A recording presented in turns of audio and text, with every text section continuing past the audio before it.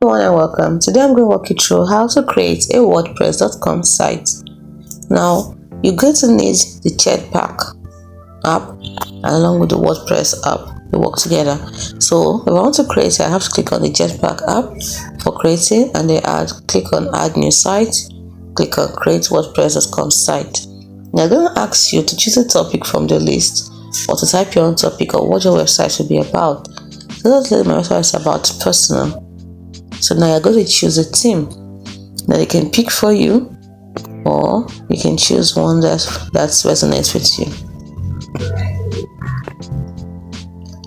So let's choose a theme.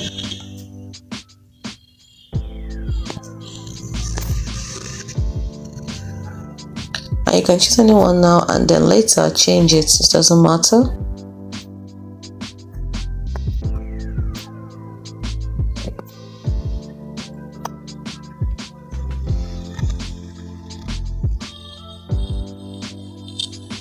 So let's say I choose this one.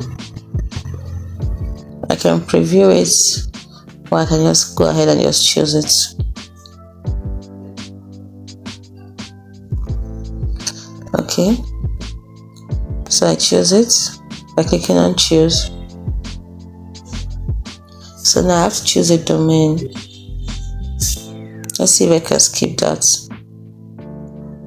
Okay, I don't. Okay, so what will be my domain?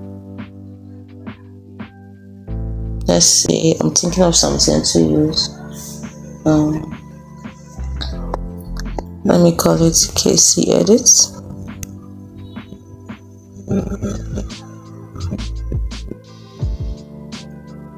Okay, let's use this.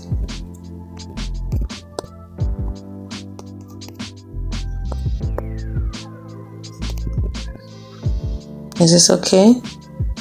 So we have the free version, we have so many alternatives I can use. So let's go for the free. So continue with subdomain.